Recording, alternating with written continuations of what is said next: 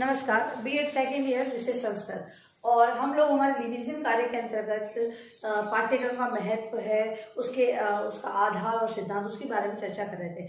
आज हम लोग बात करेंगे संस्कृत की पाठ्य पुस्तक, क्योंकि हमने पढ़ा था कि संस्कृत जो आरबीएससी है, सीबीएसई की जो बुक्स चलती हैं उसके बारे में हम लोग चर्चा करेंगे कि बुक आखिर में मतलब बच्चों के लिए क्यों आवश्यक है, उसका महत्व क्या है और किस किस प्रकार की किताबें संस्कृत के अंतर्गत वर्तमान में चल रही है, उसकी चर्चा हम लोग करेंगे। तो सबसे पहले हम लोग संस्कृत की पाठ्य पुस्तक को जान लेते हैं उसकी परिभाषा के माध्यम से। तो परिभाषा हेरोलिकर के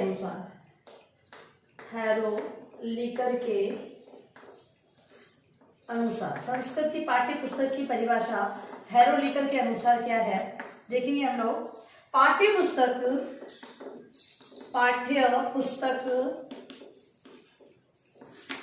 पुस्तक ज्ञान, अनुभवों,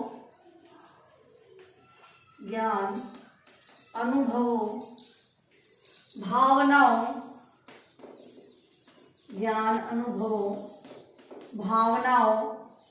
विचारों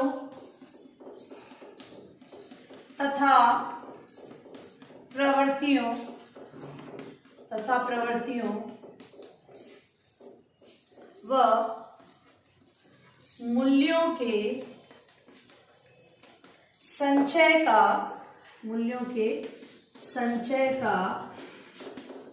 साधन है।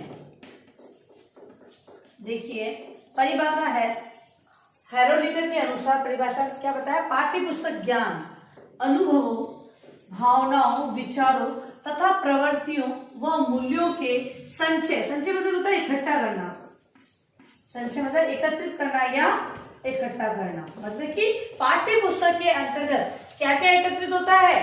ज्ञान, अनुभव, भावना, विचार और प्रवृत्तियां। अब ज्ञान मतलब कि संबंधित बच्चों को जो भी ज्ञान देना है, कहानी के माध्यम से, नाटक के माध्यम से। अनुभव जो कि देखा गया है, पहले महसूस किया गया है, उसके अकॉर्डिंग किताब के अंतर्गत उन चीजों को लिखा गया है। पहले जो किताब होती थी केवल उसके अंदर पाठों को समावेश किया जाता। फिर देखा गया कि पाठों के साथ साथ इनमें चित्र भी रखे जाए, तो चित्रों को भी लिया गया। और अब पाठों के साथ ही साथ व्याकरण को जोड़ दिया गया है, व्याकरण साथ ही साथ पाठों के अंतर्गत चल रही है। तो अनुभवों को किया गया विचार कि जो विचार है उनका समावेश भी किया गया है। विभिन्न प्रकार की प्रवृत्तियां, मूल्य जो नैतिक आदर्श मूल्य है उससे संबंधित पाठों का समावेश किया जाता है। वही क्या है? पाठ्य पुस्तक। पाठ्य पुस्तक क्या है? जिसके अंतर्गत ज्ञान, अनुभव, विचार, प्रवृत्तियां, मूल्यों को इकट्ठा किया जाए, वही पाठ्य पुस्तक है हेरोलिकर के अनुसार। एक परिभाषा और हम लोग देखेंगे,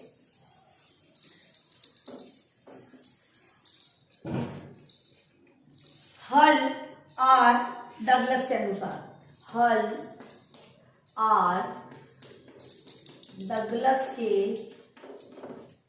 अनुसार, एक परिभाषा पाठ्य पुस्तक की और है। हल आर डगलस के अनुसार अध्यापकों के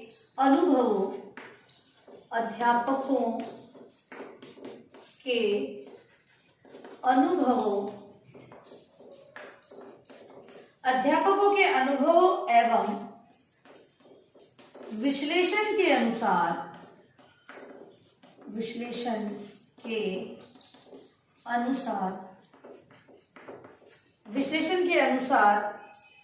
पाठ्य पुस्तक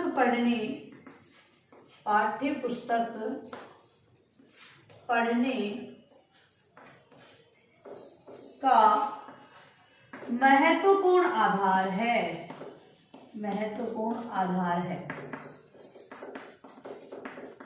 हल आर डगलस ने क्या बताया है कि अध्यापकों का जो विश्लेषण, मतलब अध्यापकों ने जो अनुभव प्राप्त किया, पढ़ाता कौन है? अध्यापक पढ़ाते हैं, और जो किताब की सहायता से वो पढ़ा रहे हैं, तो उन्होंने क्या अनुभव किया है और उनके अनुभव के विश्लेषण के आधार पर ये बताया गया है कि पढ़ाने का महत्वपूर्ण आधार, किताब को क्या माना गया है? पुस्तक को आधार माना गया है। संस्कृत शिक्षण के अंतर्गत, पढ़ाने के अंतर्गत आधार माना गया है पाठ्य पुस्तक को। ठीक है, तो ये दोनों परिभाषा देखी, दोनों के अंतर्गत हमको ये पता चला कि इसमें भावनाएं, विचार और तथ्य सम्मिलित होते हैं। और दूसरी परिभाषा हमने देखा कि इसके अंतर्गत पढ़ने का महत्वपूर्ण आधार पाठ्य पुस्तक को माना गया है। प्राचीन समय में जो शिक्षण कार्य होता था वो मौखिक होता था, शिक्षक कहता था और विद्यार्थी सुनते थे। तब तक वो लिपिबद्ध नहीं था, मतलब कि उसको लिखा नहीं गया था।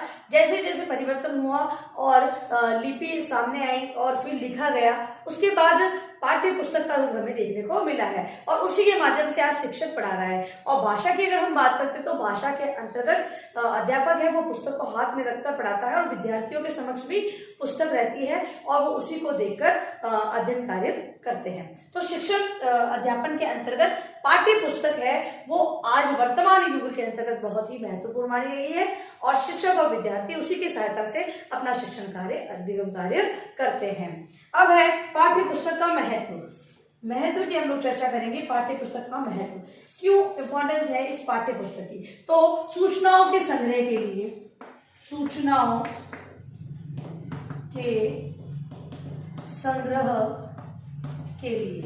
महत्व माना है सूचनाओं के संग्रह के लिए। सूचनाओं का संग्रह, तो पाठ्य पुस्तक में सूचनाओं का संग्रह किस प्रकार, तो जैसे अध्यापक पढ़ा रहा है किसी पाठ को, है ना, अब मौखिक अगर उसने पढ़ाया है तो उसके कोई प्रूफ नहीं रहता है कि मैंने क्या कहाँ तक पढ़ाया था, कितना पढ़ाया, बच्चों को कितना समझाया। शिक्षक है वो भी एक कक्षा में नहीं पढ़ाता है, वो अनेकों कक्षा में पढ़ाता है, तो उसके पास संग्रहित है कि मैंने कहाँ तक कितना पढ़ा लिया है, क्योंकि उसके किताब है उसके अंतर्गत जो अनुक्रमणिका होती है उसके अंतर्गत शिक्षक है अपने मतलब कि जो महावाइज उस पाठों को बांट लेता है कि मुझे उपरोक्त माह तक इतना अपना कोर्स करवाना है, तो उसके अंदर जो संग्रहित रहता है, मतलब कि ये जो ज्ञान है वो इकट्ठा रहता है कि हम उसने कहाँ तक पढ़ाया है, कैसे पढ़ाना है। और मेन चीज ये कि जो टेस्ट वगैरह होने वाले थे, परख वगैरह होती है, तो अध्यापक ये ध्यान में रखता है, उसका फोकस ये रहता है कि मुझे उपरोक्त समय तक ये पाठों को पढ़ाना है। और क्योंकि मेन चीज ये केवल पढ़ाना ही काफी नहीं, बच्चों के अंदर व्यवहार पे वो चीज कहाँ तक आ रही है, शिक्षक को उसका भी ध्यान रखना होता है।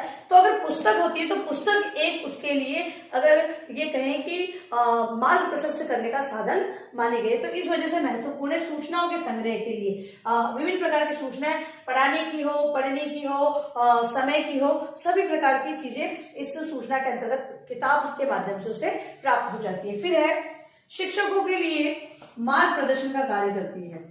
शिक्षकों के लिए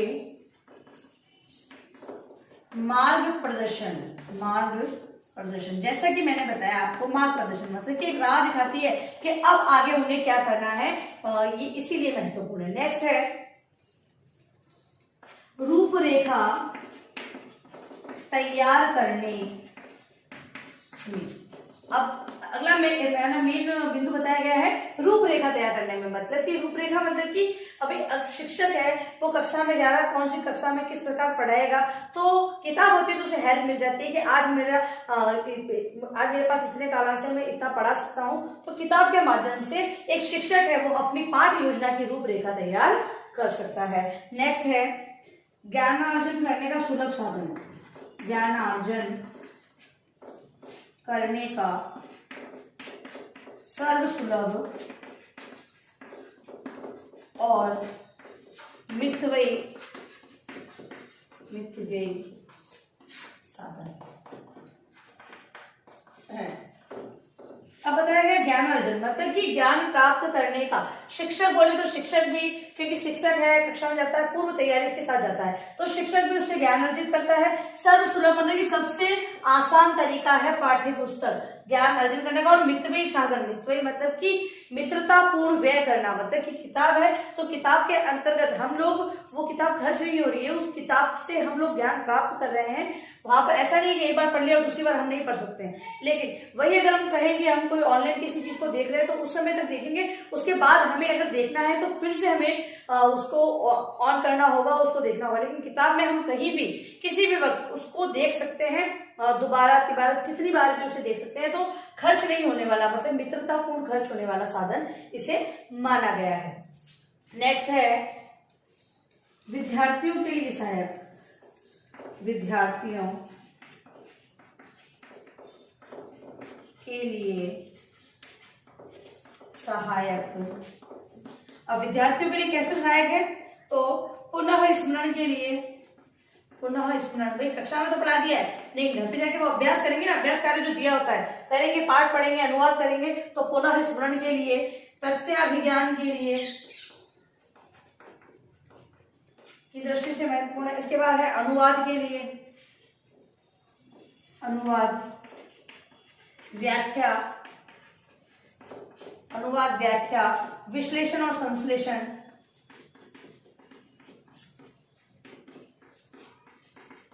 क्योंकि पहले की जो पढ़ाई थी, जो गुरु कहता था और शिष्य सुनता था, उसके अंतर्गत वहां पर विश्लेषण और संश्लेषण की कोई बात ही नहीं होती, क्योंकि अध्यापक पढ़ा रहा है और विद्यार्थी को सुनना है, उसको ग्रहण करना है। लेकिन आज जो देखा गया तो क्रिया प्रतिक्रिया देखी जाती है। यहाँ पर अध्यापक भी क्रियाशील रहता है और विद्यार्थी भी क्रियाशील रहता है। तो पुस्तक पास में होगी तो विद्यार्थी उस चीज को विश्लेषित कर सकेंगे, उसका संश्लेषण कर सकेंगे कि भाई हमको अध्यापक ने पढ़ाया है उदाहरणों के माध्यम से, उसका ऑल ऑफ ये संक्षिप्त के सारांश क्या निकलेगा उसके बारे में भी वो समझ सकते हैं अगर विद्यार्थी के पास किताब उपलब्ध होगी तो। इसके अलावा समय एवं शक्ति का सदुपयोग, नेक्स्ट महत्व है इसी का, समय एवं शक्ति का सदुपयोग। समय एवं शक्ति का सदुपयोग मतलब कि समय की बचत। जैसा कि बताया गया है कि किताब में हम किसी भी चीज को 1 से 10 बार दे सकते हैं, ठीक है, उससे ज्यादा भी बार दे सकते हैं, किताब हमारे पास है।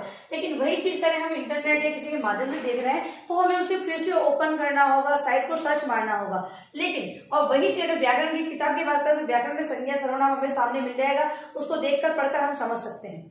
लेकिन अगर हम ऑनलाइन की बात करें तो ऑनलाइन के अंतर्गत हम लोग उस चीज को खोलेंगे, देखेंगे कौन सी चीज सही है कौन सी नहीं है। क्योंकि किताब है वो ऑथेंटिक है, सरकार है वो एक मंडल बनाकर एक समिति बनाकर उसका प्रकाशन करती है, उसको मुद्रित करती है, तो वो सारी ऑथेंटिक चीज होती है। इसीलिए अगर हम कहें तो समय और शक्ति का सदुपयोग इसके माध्यम से होता है। तो अब किताबें खोली हमने, देखी, उसको कितनी बार भी देख रहे हैं, समझ में नहीं आ रहा, फिर से देख रहे हैं। अब अगर कोई चीज हम बाहर से देख रहे हैं तो हमारा समय भी लग रहा है और शक्ति मतलब कि बार बार करना पड़ रहा है तो हमारा टाइम भी वेस्ट हो रहा है और हमारी एनर्जी भी उसके अंतर्गत लग रही है। लेकिन किताब के अंतर्गत इसका सदुपयोग होता है, ये चीज वेस्ट नहीं होती है।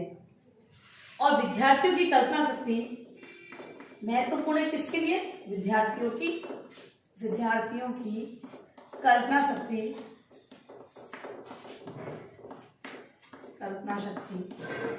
तर्क,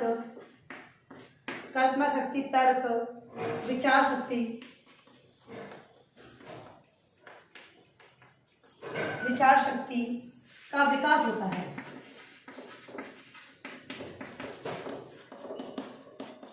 यहाँ पर कल्पना शक्ति मतलब बच्चे हैं वो, उनकी विचार की जो शक्ति है वो सक्षम हो जाती है, उसका विकास होता है। तर्क करना, किताब के माध्यम से वो विभिन्न चीजों को देखता है तो उसके अंदर तर्क करने की भावना उत्पन्न होती है।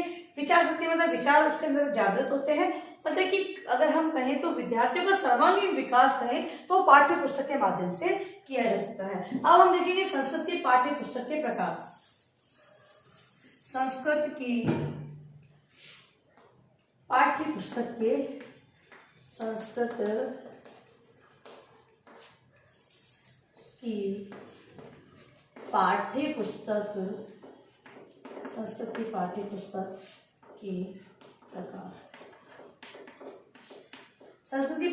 के प्रकार के अंतर्गत गद्य पद्य संग्रह पहली पुस्तक है, जिसके अंतर्गत गद्य मतलब कि जो कहानी नाटक होते हैं, पद्य के अंतर्गत दोहे आ सकते हैं, इसके अंतर्गत श्लोक वगैरह है, काव्य के अंतर्गत और भी बहुत सारी चीजें आती हैं, जो संस्कृत के श्लोक वगैरह होते हैं ना, वो सारी चीजें। तो गद्य पद्य संग्रह पहली पुस्तक।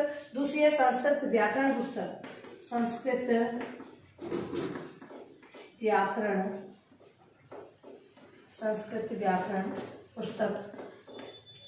जिसके अंदर व्याकरण का पाठ दिया गया होता है, वो संस्कृत की व्याकरण पुस्तक होती है। फिर है संस्कृत रचना संबंधी पुस्तक, संस्कृत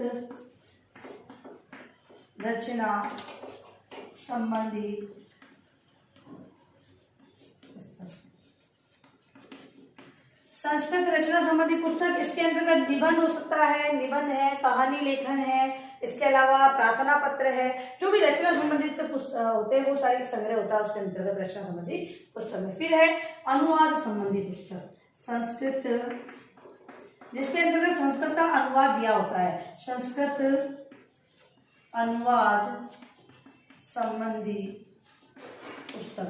अब आपके लिए ये आ सकता है कि अगर गद्य पद्य, पहले पुस्तकों के प्रकार पूछ सकते हैं और उसके अंतर्गत ये भी करना पड़ेगा कि गद्य पद्य के अंतर्गत क्या क्या चीजें आती है वो तो आपको लिखना होगा।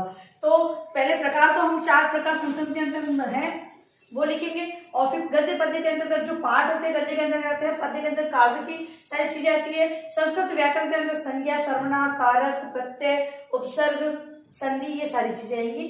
फिर है और भी संस्कृत व्याकरण के अंदर हम लोग ले सकते हैं। फिर है रचना संबंधी पुस्तक, रचना के अंदर निबंध हो गया, कहानी हो गई, जो प्रार्थना पत्र है वो आ जाएगा, धातु रूप, शब्द रूप, ये सारी रचना के अंतर्गत आएगी। ठीक है।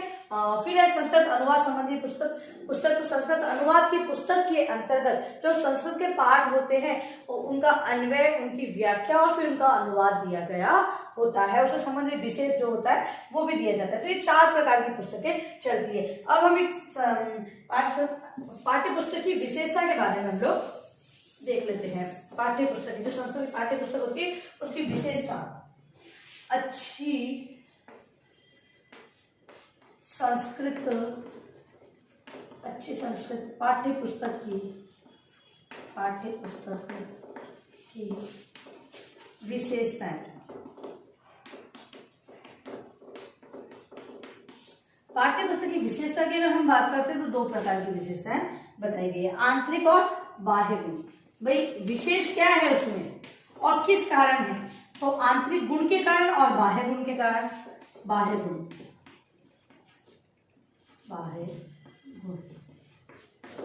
आंतरिक गुण मतलब अंदर जो किताब होती है उसके अंतर्गत जो दे रखा होता है, जिसमें मुद्रण हो गया ये सब चीजें, और बाह्य गुण के अंतर्गत उसका कागज हो गया, उसकी जो प्रिंटिंग वगैरह है वो सारे। तो आंतरिक गुण के अंतर्गत हम देखेंगे तो पहली है रोचकता, कितनी रोचक पुस्तक है, पढ़ने के बाद ही पता चलेगा। तो आंतरिक गुण के अंदर रोचकता, जीवन से संबंधता, भाई इसको आप लोगों को वर्णन भी आ सकता है। तो रोचकता के बारे में तो क्या क्या रोचक पाठ पर है नहीं है वो सारी चीजें आएगी। विशेषता कि संस्कृत पाठ्य पुस्तक में रोचकता होनी चाहिए, पाठ जो दिए गए हैं वो आयु या उसकी बालकों की योग्यता के अनुसार होने चाहिए, बच्चों को इंटरेस्ट लेके पढ़े कई चीजें तो वो लिखनी है आपको। जीवन से संबंधता मतलब कि बालक है वो समाज का अंग है, समाज से आ रहा है बालक, तो उसको जीवन से संबंधित चीजें हम नहीं बताएंगे। केवल बच्चा है, अगर हम कहें एक बात बोलते हैं हम लोग कि एक तो मातृभाषा में ज्ञान दिया जाता है बच्चे को, और एक हम लोग किसी और लैंग्वेज में ज्ञान देते हैं। तो बच्चा जो मातृभाषा का ज्ञान है वो जल्दी ग्रहण करता है, और जो बाहरी भाषा है या फिर कोई अन्य भाषा है उसको वो कम सीखता है, वो केवल उसको समझकर सीखने की कोशिश करता है। जबकि मातृभाषा में उसे बताएंगे हम लोग वो जल्दी सीख जाएगा, ठीक है, क्योंकि वो उसके टच में है, परिवार में वो चीज बोली जाती है तो वो जल्दी सीखता है। तो यहाँ पर जीवन से संबंध की अगर हम बात करें तो जो किताब के अंदर पाठों का समावेश है वो बालकों के जीवन से संबंधित हो, वर्तमान में या भविष्य में, या फिर ये कहें कि वो प्राचीन समय में वो उपयोग में लाई जा रही है वो चीजें या कहानियां, नाटक या जो भी है वो सारी चीजें अगर उसके टच में रहेगी और वो उससे संबंधित रहेगा तो बालक उसको अच्छी तरीके से सीखेगा। क्योंकि हम जिन चीजों को जिसके बारे में हम लोग जानते हैं उसको समझना भी हम लोग पसंद करते हैं और उसको रुचि से देखते हैं, ठीक है। और वो जीवन से संबंधित अगर नहीं होगा तो बालक उसको पढ़ेगा तो सही, क्योंकि उसके कोर्स में है, उसको पढ़ेगा समझेगा भी सही, लेकिन बजाय कि वो जीवन से संबंधित नहीं होने के कारण वो उसे पढ़ेगा लेकिन केवल एक मार्किंग के हिसाब से कि भाई मुझे नंबर लाने हैं, उसकी शैक्षणिक निष्पत्ति अच्छी हो, इस कारण से पढ़ेगा। तो जीवन से संबंधित होनी चाहिए वो। फिर है विविधता। अब विविधता जो प्रकार 4 बताए थे हम लोगों ने, पाठ्य पुस्तक के प्रकार पढ़े थे, गद्य पद्य है, व्याकरण है, अनुवाद है, ये सारी विविधता ली हुई पुस्तक होनी चाहिए, ठीक है। व्याकरण का ज्ञान, सब ज्ञान उसी पुस्तक में होना चाहिए और वर्तमान में हो भी रहा है, ये सारा ज्ञान एक ही पुस्तक के अंतर्गत दिया जा रहा है। फिर है नैतिक गुणों का विकास, नैतिक गुणों का विकास। अब एक अच्छी पाठ्य पुस्तक के अंतर्गत ऐसे पाठों का समावेश होना चाहिए जो कि बालक के नैतिक गुणों का विकास करते हो, ठीक है। क्योंकि जो पेरेंट्स है, अभिभावक है, वो बच्चे को पढ़ाएंगे विद्यालय में और नैतिक गुणों के लिए कहीं और नहीं भेजेंगे, वो बच्चे को पढ़ाई के माध्यम से, शिक्षा के माध्यम से ही उनकी नैतिक गुणों का विकास करना चाहेंगे, इसलिए नैतिक गुणों का विकास करने वाली पाठ्य पुस्तक होनी चाहिए। फिर है ज्ञान परक विषय वस्तु, ज्ञान परक विषय वस्तु।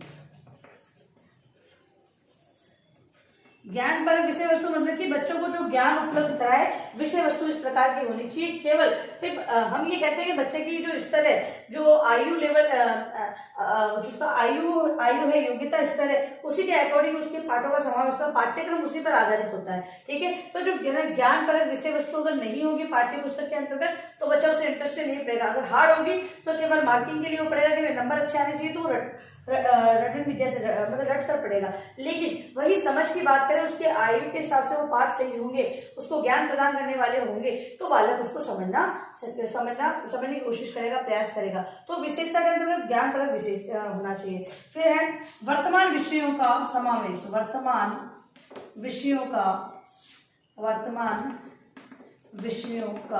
समावेश क्या मतलब है इसका? वर्तमान विषयों का समावेश, तो वर्तमान मतलब कि जो वर्तमान में चल रहा है, जैसे कि स्वच्छ भारत, स्वस्थ भारत, इससे संबंधित कोई पाठ डाल दें, संस्कृत में बन सकते हैं ऐसे पाठ, क्योंकि भाषा है, भाषा में उसका निर्माण किया जा सकता है। ठीक है, अगर हम कहें तो वर्तमान जो युग है उससे संबंधित, जो सदी चल रही है उससे संबंधित, तो संस्कृत के अंदर हम बात करें तो निबंध वगैरह होते हैं, इस पर आधारित होते हैं। वर्तमान विषयों पर नवीन जो नवाचार होते हैं उन पर डिपेंडेड निबंध बच्चों को दिए जाते हैं। ठीक है, और भाषा के अंतर्गत ऐसे पाठों को हम समावेश कर सकते हैं, तो वो सारी चीजें इंक्लूड होनी चाहिए, समावेश होना चाहिए। फिर है भाषा एवं शैली की दृष्टि से। भाषा एवं शैली की दृष्टि से अब नेक्स्ट जो बात है वो है भाषा एवं शैली की दृष्टि से।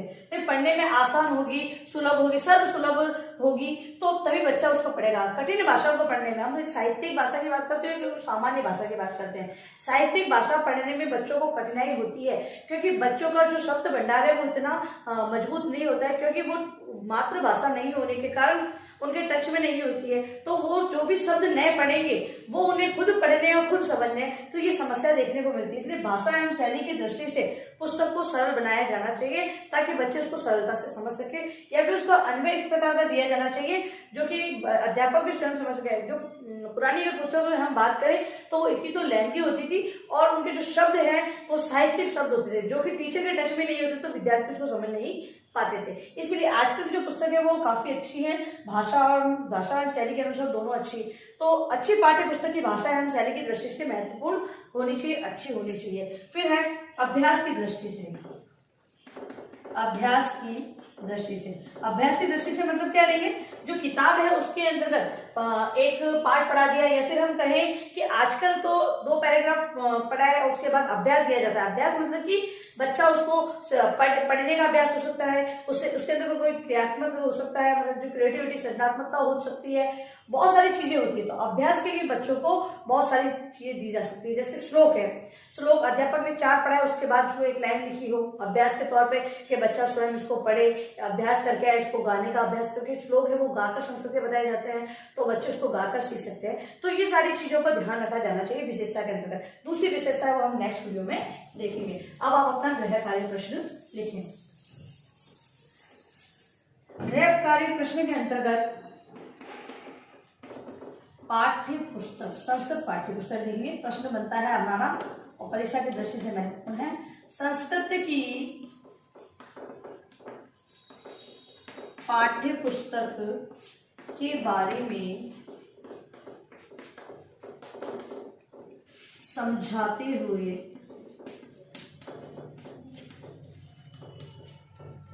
इसके महत्व एवं प्रकार को लिखिए। निबंधात्मक प्रश्न के रूप में किताब की परिभाषा लिखनी है, उससे संबंधित महत्व और प्रकारों को आपको लिखना है, और अंत में इस महामारी के दौर में कम से कम घर से बाहर निकलें। बाहर निकलते हैं यदि आप आवश्यक कार्य होने पर, तो 3 बातों का विशेष ध्यान रखें। मास्क लगाएं, हाथों को बार बार सैनिटाइज करें, और जो सामाजिक दूरी है जो सरकार द्वारा बताई गई है उसका पालन जरूर करें। धन्यवाद।